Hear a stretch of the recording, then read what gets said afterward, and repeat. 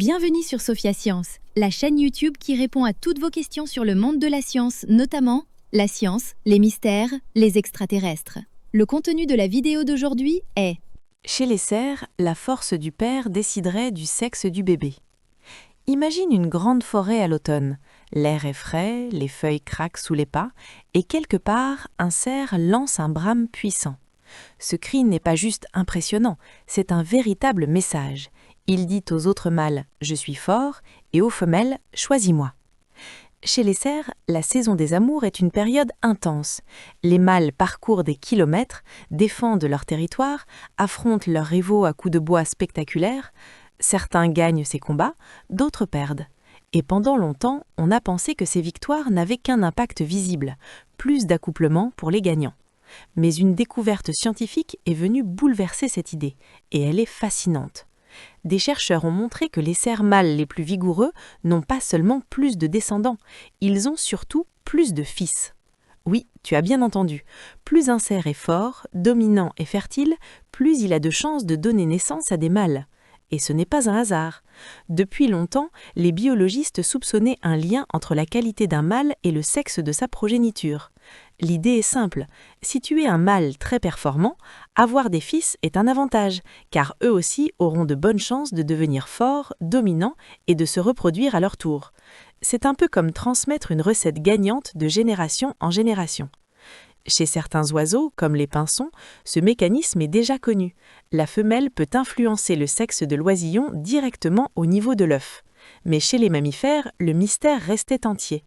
On savait que le sperme portait l'information du sexe sans comprendre si sa qualité pouvait faire pencher la balance. C'est là qu'intervient une équipe de chercheurs espagnols dirigée par Montserrat Gomendio au Musée national des sciences naturelles de Madrid. Leur terrain d'étude, le cerf élaphe. Les scientifiques ont analysé le sperme de cerf mâle chassé pendant la saison des amours. Ils ont observé sa qualité, sa mobilité, sa capacité à féconder. Puis, ce sperme a été utilisé pour inséminer des femelles en parfaite santé.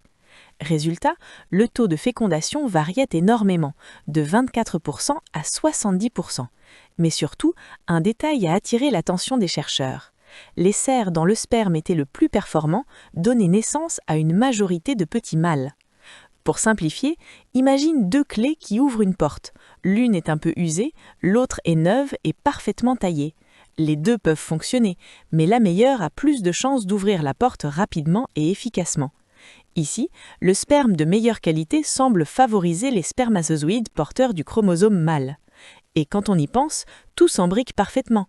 Les cerfs adultes les plus dominants ont souvent de grands bois bien ramifiés. Ces bois sont comme des trophées vivants, ils impressionnent les rivaux et séduisent les femelles. Ces mâles gagnent plus de combats, se reproduisent davantage et produisent plus de fils capables un jour de faire la même chose. À l'inverse, les mâles moins performants engendrent plus souvent des femelles. Ce n'est pas un échec, mais une autre stratégie naturelle tout aussi essentielle à l'équilibre de l'espèce. Cette étude est la première à montrer clairement que chez les mammifères, la qualité du sperme peut influencer le sexe de la progéniture. Une révélation qui change notre compréhension de la reproduction et de l'évolution. Alors, la prochaine fois que tu entendras parler du brame du cerf, souviens-toi, derrière ce cri puissant se cache peut-être bien plus qu'un simple appel amoureux. Il raconte une histoire de force, de transmission et même du destin des générations futures. Laissez vos questions dans les commentaires ci-dessous et Sophia Science fera de son mieux pour y répondre. Merci d'avoir regardé et à la prochaine!